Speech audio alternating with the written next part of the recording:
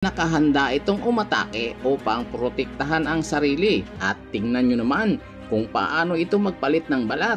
Pero mayroon itong ilang defense mechanism upang protektahan ang sarili sa predators sa pamamagitan ng mabilis na paggalaw ng buntot, pagpapalapad ng katawan upang magmukhang mas malaki at nakakatakot.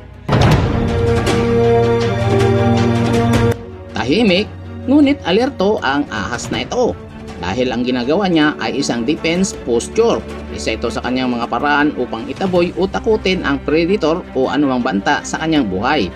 At kung hindi uobra ang kanyang pananakot, ay nakahanda itong umatake upang protektahan ang sarili.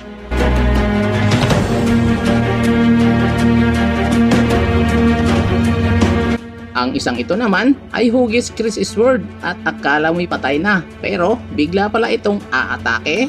At tingnan nyo naman kung paano ito magpalit ng balat o ang tinatawag nilang shedding.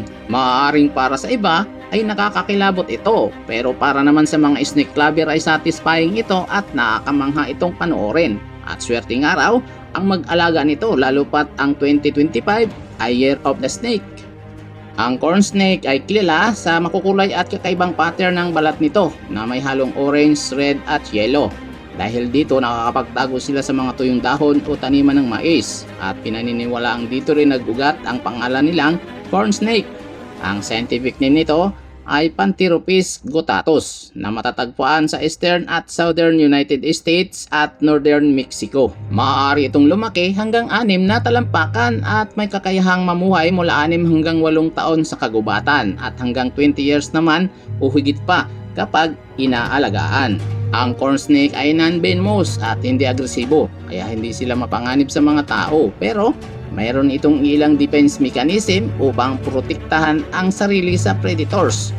Ang tail vibration na gumagaya sa tunog ng rattlesnake sa pamamagitan ng mabilis na paggalaw ng buntot, pagpapalapad ng katawan upang magmukhang mas malaki at nakakatakot, pagkukulot ng katawan sa hugis na S bilang paghahanda kung kinakailangang umatake. Maaari ding mag-bluff strike o umaktong kakagat pero hindi tatama at maaaring maglabas ng mabahong likido upang itaboy ang predators. Sila ay mga constrictor, ibig sabihin pinupulupot nila ang kanilang katawan sa biktima upang sakalin ito at mawala ng hininga bago kainin.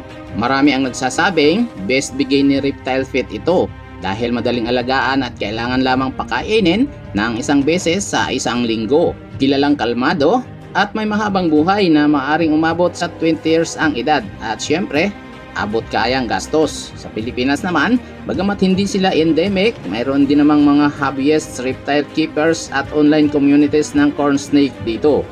Ngayong kilala mo na ang corn snake, kaya mo bang mag-alaga nito?